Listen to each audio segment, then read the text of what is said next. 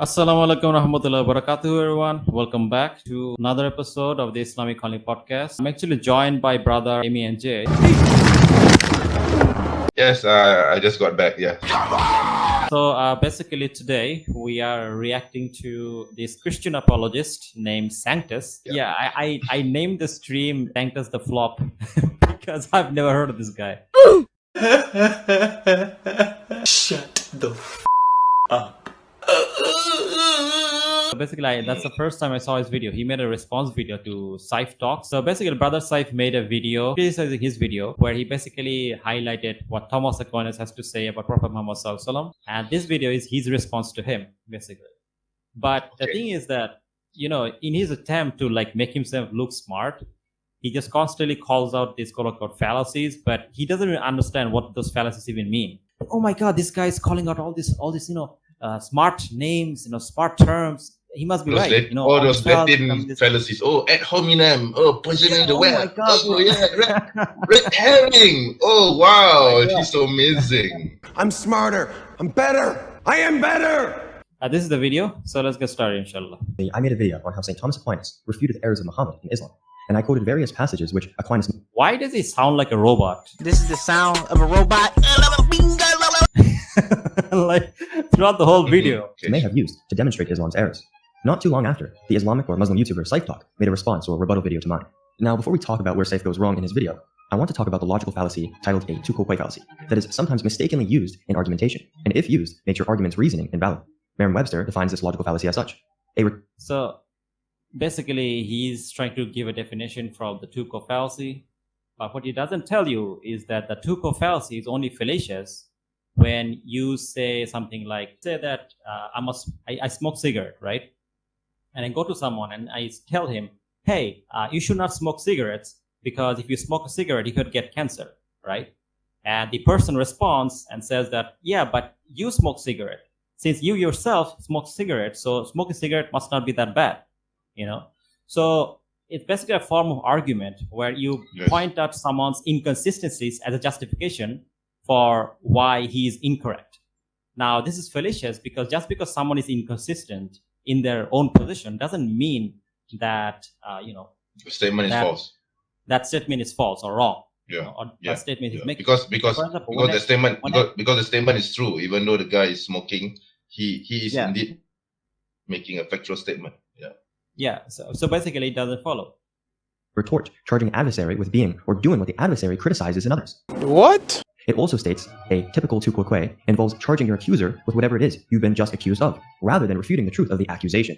That's not a tu quoque fallacy. So this is basically a page from Logically Fallacious, a website that basically describes what fallacies are. So description, claiming the argument is flawed by pointing out that the one making the argument is not acting consistently with the claims of the argument. Logical form. Person 1 is claiming that Y is true, but person 1 is acting as if Y is not true. Therefore, Y must not be true.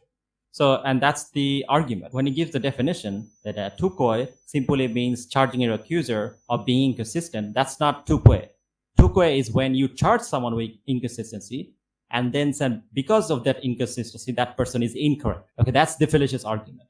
Simply pointing out someone's inconsistency is not fallacious. Saif Talk commits so many tu quoque fallacies and many other types of fallacies in this rebuttal video of his that I thought it necessary to put a fallacy counter at the top of the screen. Oh, this guy's so smart. He's putting up his fast counter.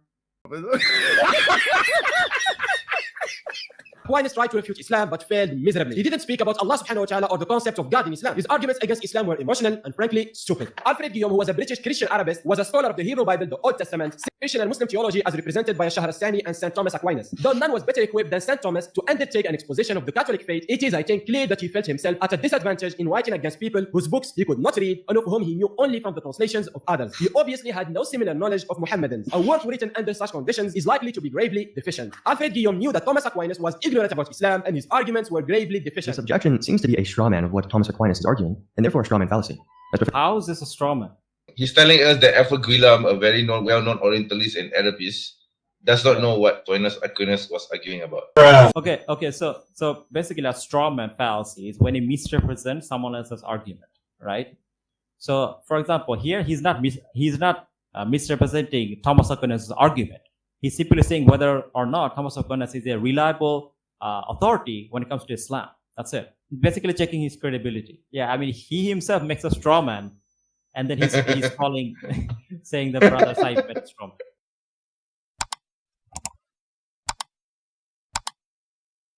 So yes, I agree, Aquinas did not have some insane scholarly knowledge on the particular beliefs of Islam. You are made of stupid.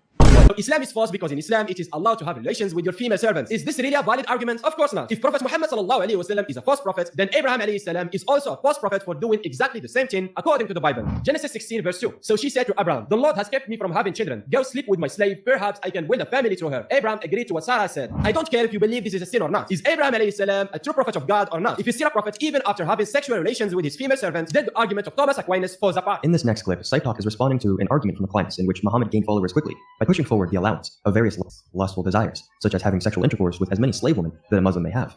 This is the first two-quote fallacy in the video, as instead of refuting the objection at hand, he argues that we Christians also believe Abraham had intercourse with a slave, similar to what Islam allows. No, that's not the point. So basically, the reason he's calling out your inconsistency is because he's asking for an explanation, right? He's demanding an explanation. Like, what's your explanation for this? Like, you have an inconsistent position here. You're trying to criticize Islam, but clearly you need to have some kind of moral position to do that. So what's your moral position? Furthermore, in committing a two-quote fallacy and appealing to the Bible, he commits another fallacy known as the equivocation fallacy. This is evident from the fact that we don't view the prophets and kings in the Old Testament as moral standards in themselves. For example, Abraham himself sinned when he lied to the Pharaoh about his wife simply being his sister.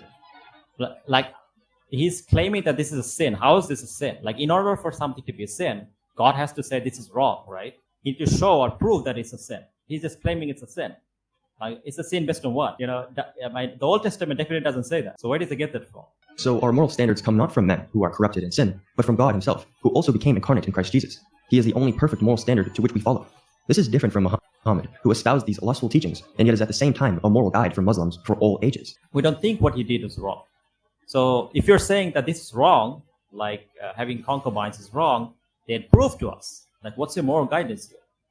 Is it in the Bible? Because it's not in the Bible. Is it something that's said by Jesus? It's not said by Jesus. The Bible verse, it's Numbers 31:18. Numbers 31:18, as you guys know, is a chapter of vengeance on Midianites. This is something that God allows. The Lord said to Moses, take vengeance on the Midianites for the Israelites. After that, we will be gathered to your people. How does he take vengeance? They burned all the towns where the Midianites had settled, as well as their camp. They took all the plunders, the spoils, and the people and the animal brought the captives, spoils and plunders. So basically, they destroy everything. Have you allowed all the women to live? He asked them. They were the ones who followed Balaam's advice and enticed the Israelites to be unfaithful to the Lord, so that the plague struck the Lord's people. Now kill all the boys and kill every woman who has slept with a man, but save for yourself every girl who has never slept with a man. Clearly, this is instructed by God. Because the thing is that if this was wrong, God would say that this is wrong. You cannot forcefully take a woman for yourself. You know, this is clearly concubinage or like forceful marriage. So if this is wrong or all this wrong, then what's the objection? Muhammad, who espoused these lustful teachings.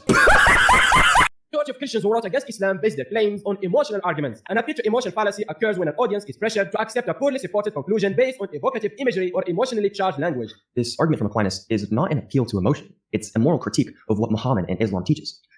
It can be a moral critique if we don't know what your morality is. Like, in order for something to be a moral critique, you need to establish your morality. Like, are you like a moral relativist? Are you like a moral realist? Like, what's your position?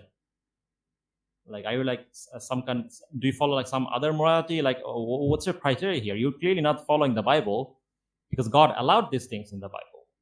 So, like, what's your criteria? Like, he just assumes the position of the liberal Christian position, and then runs with it without any justification. Now, what Brother Saif is basically saying is that the argument that is made by Thomas Aquinas is based on emotion, and he's correct. He's basically using rhetoric. He's not using logic. I mean, like in a logic. I mean, like he's not using some kind of logical arguments against our Aqidah or anything like that, because he can't. Our Aqidah is solid. So what he's doing is he's going after the character of the Prophet. But the problem is that he's being inconsistent, as Brother Saif points out. And instead of showing how he's not being inconsistent, he's now, this guy simply pointing out, oh, you know, this is not a fallacy because This is not appeal to emotion, but it clearly is, because there's no logic here. So Brother Saif is correct.